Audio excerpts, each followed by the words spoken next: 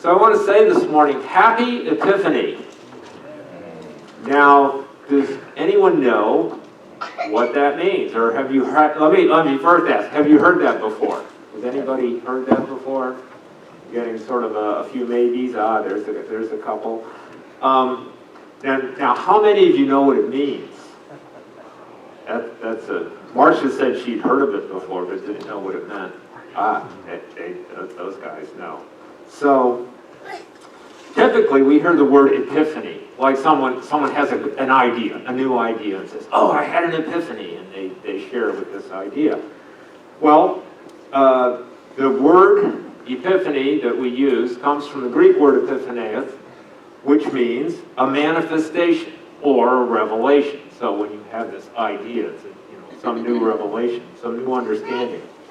In Eastern Christians tradition, it's the feast of the Magi coming to Christ, and it marks the incarnation of Jesus. So the revelation or manifestation of God with us. In the Western Christianity, like primarily say in the Catholic Church, which is the tradition I came from, it commemorates not only the coming of the Magi and to the Christ child, but it also refers to his baptism. Again, a manifestation when John says this is the Son of God. Or it can also refer to the wedding at Cana, where he performs his first miracle. So again, a revelation or manifestation of God coming. Some cultures. You are coming in and out, so I am coming in and out. You know what? Let's.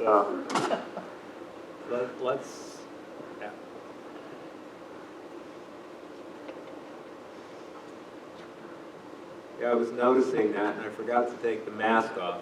So let's see if that helps. If it doesn't help, then I'll just switch to this. So, in some cultures, they give gifts for the Feast of Epiphany, which is January 6th. That's why I'm bringing this up. It just was a few days ago. So, 12 days after Christmas, 12 days of Christmas. So that's when people give their gifts in some places, which is sort of nice because it separates the birth of Christ from the gift giving, which we tend to get all caught up in the gift giving. So that's a nice way of working that out. Last week, Mike Foster shared with us from John 1, verses 1 and 2. In the beginning was the Word, and the Word was with God, and the Word was God. He was in the beginning with God. Jesus was God. Jesus is God. He was and is human. It's and both. God coming to us as a man. A mystery only God could have come up with, and only God could actually pull off. We're going to continue in John's Gospel this morning. I'm going to be reading from chapter 1, verses 10 through 14. He was in the world, and the world was made through him, yet the world did not know him. He came to his own, which is the Jews, and his own people did not receive him. But to all who did receive him, who believed in his name, he gave the right to become children of God, who were born not of blood, nor of the will of the flesh, nor of the will of man, but of God. And the Word became flesh and dwelt among us, and we have seen his glory, glory as the only Son from the Father, full of grace and truth. And we have seen his glory. Here John is testifying that he was a witness to Jesus, to his acts. He spent time with him. He saw miracles. He heard his teaching. John was the first person witness to this. And John came to realize that this was the only Son of God. This was Emmanuel, God with us.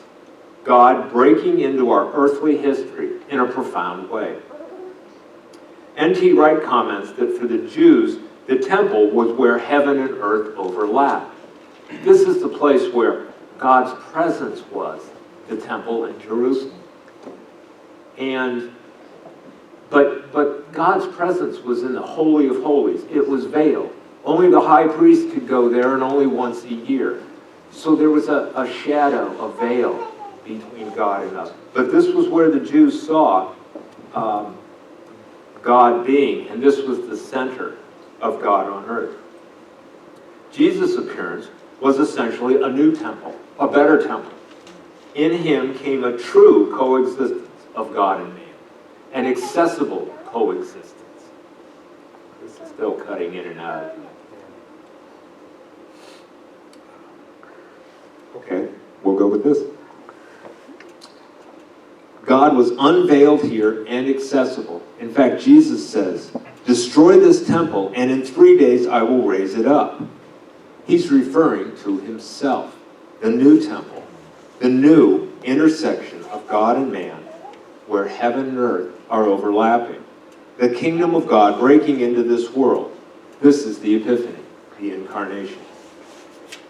For Christmas Eve, I shared about the expectations of Mary and Joseph as they experienced the miracles surrounding this incarnation, this coming.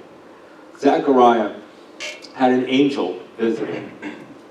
Okay, I forgot I had a slide for that. So Zechariah had an angel visitation, and then when he questioned what was going on, he was struck dumb for a time. Elizabeth's pregnancy in her old age, far beyond childbearing. Mary's angel visit, and then a virgin pregnancy. Then we had Joseph's dream, where an angel in the dream confirms Mary's story. And the shepherds had visit from not one angel and then a whole host of angels. So there were a lot of miracles surrounding this birth. Yet the birth of this miracle child was probably not so miraculous. I'm sure Alyssa and Mike can relate to the having a new child. It was much like Jesus' birth was much like any other. Maybe more difficult given the poor conditions they were in and the lack of family around. The care, the feeding, the nurture of Jesus was like any other child.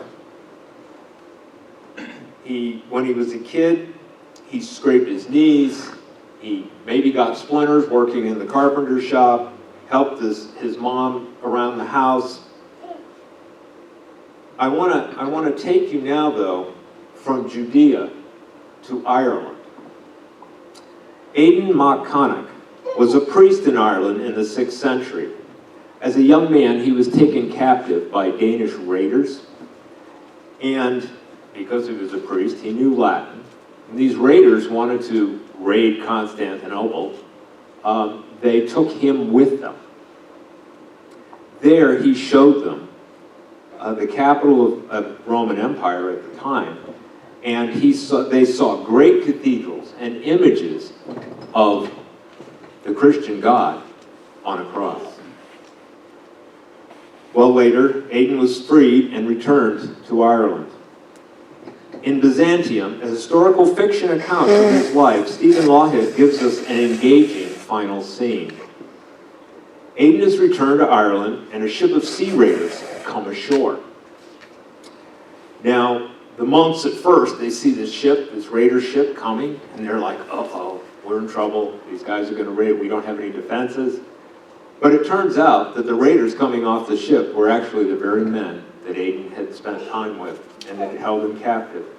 They had searched him out, this priest-slave, who had introduced him to Jesus and shown them this crucified God. Gunnar was quiet for a moment, gazing at the little stone chapel. The people of Skinnea pray to many gods who neither hear nor care, Gunnar said.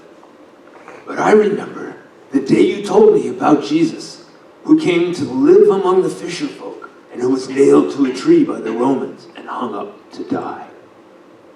And I remember thinking, this hanging God is like any of the others. This God suffers too, just like his people. This God suffers too, just like his people, was what impressed this Danish raider. The writer of Hebrews states in chapter 2, verse 17, therefore, he had to be made like his brothers in every respect, so that he might become a merciful and and faithful high priest, in the service of God to make propitiation for the sins of the people. For because he himself has suffered when tempted, he is able to help those who are being tempted. And in Hebrews chapter 4 it says, for we do not have a high priest who is unable to sympathize with our weaknesses, but one who in every respect has been tempted as we are, yet without sin. Jesus knew temptation and suffering. He became a merciful, faithful high priest on our behalf. He knew sorrow to the point of despair. In the garden before the crucifixion, Mark records, and Jesus said to them, my soul is very sorrowful, even to death. Remain here and watch. Jesus wept over Jerusalem's lack of faith and the coming destruction that would occur in 70 AD. In Luke chapter 19, verse 41, he says, and when he drew near and saw the city, he wept over it, saying, would that you, even you, had known on this day the things that make for peace, but thou they are hidden from your eyes. For the days will come upon you when your enemies will set up a barricade around you and surround you and hem you in on every side and tear you down to the ground, you and your children within you. And they will not leave one stone upon another in you, because you did not know the time of your visitation. We aren't told much about Jesus' growing up, aside from, the episode of him not returning with his parents after the feast in Jerusalem. And we're also told in one place where he grew and people thought well of him. Prior to his ministry, we don't have eyewitnesses accounts of what he specifically did or experienced. So I'm going to go out on a theological limb here and speculate a little about his life. I think it's pretty safe to conclude from the lack of any extraordinary events that were written about him, that his life was fairly normal for the time. He was an older brother who played with his younger siblings, James, for one. He took care of them from time to time. He was a firstborn son, probably helped his mother around the house and his father in the shop. He dipped his feet in the cool water of the sea, felt the sand, felt the sun rise. He felt the heat of the day and the cool of the evening. He knew toil and rest. He knew a craft. The sons were typically taught the father's trade, to the satisfaction of work and meeting people's needs. He spent time with extended family and went to synagogue. So I'd like you to take a moment, if you're sitting by yourself, to think about some of the things that you might consider Jesus has experienced, that you have, and maybe share with the person next to you, if you've got other people around you, some things you would expect that Jesus has experienced that maybe you've also experienced. So just take a moment to share that.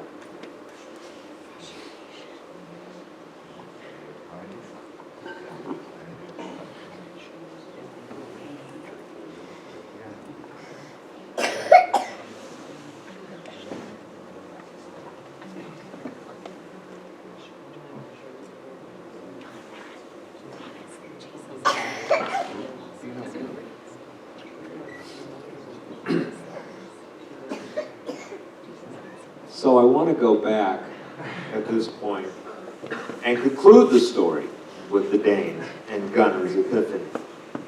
Gunnar had said at the end, this God suffers too, just like his people. Aidan replies, this is the great glory of our faith, that Christ suffers with us, and through his suffering draws us near to himself. Just so, agreed Gunnar. You are a wise man, Aidan. I knew you would understand. This is the most important thing, I think. You find this comforting?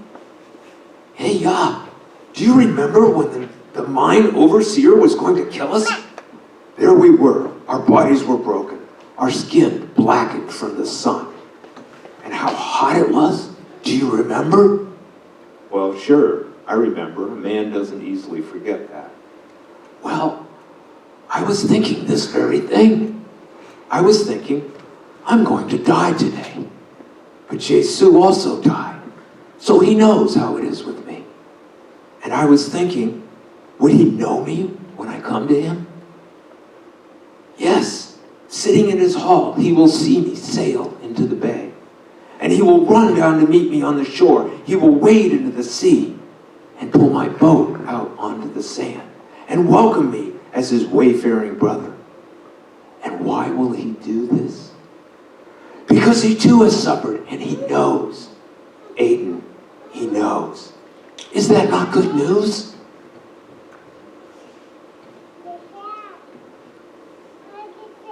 Aiden returned to Scandia, the land of his former captivity, and adopted it as his home. For nearly 50 years, he preached the good news of suffering to the Danish people in what is now Sweden, Norway, and Denmark. He knows. Is that not good news? Jesus felt the hot sand and the cool waters and shared with friends and family at home and feasts. He knows of the fellowship. His father died, his brother ridiculed and rejected him. His friend betrayed him. He knows suffering and loss. He walked among the sick, the poor, the grieving. He wept over the people. He understands mercy and sympathy. He knows. He was persecuted and crucified. He knows suffering and death. This is good news. God acted in history, but not in a judgment or a condemnation, but in sharing and understanding. Believers can be welcomed into his kingdom, and in the meantime, we find comfort in knowing that he has suffered with us, that he knows the kind of things that we experience, the joy, sorrow, pain, that our God has experienced life here as we do. How does that affect your perception of God and how you see him and how he sees you?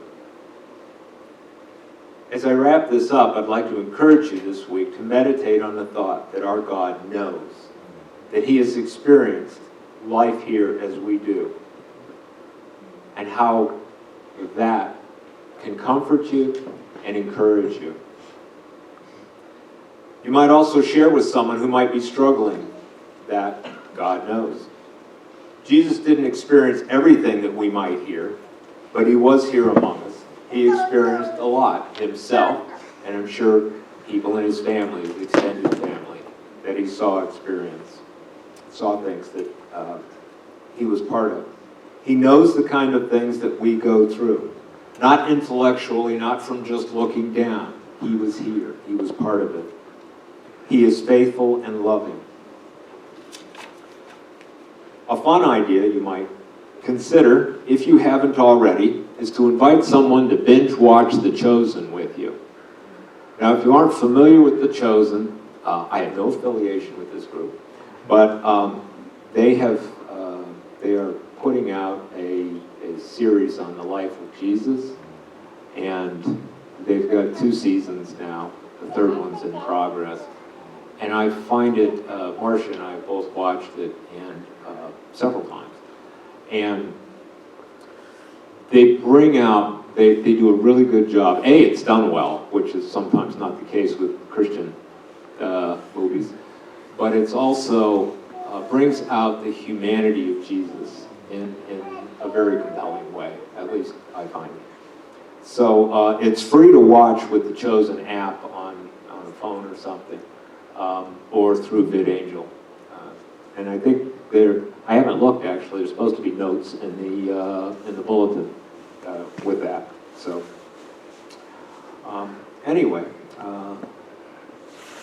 just this week, consider the idea that Jesus knows. Let's pray.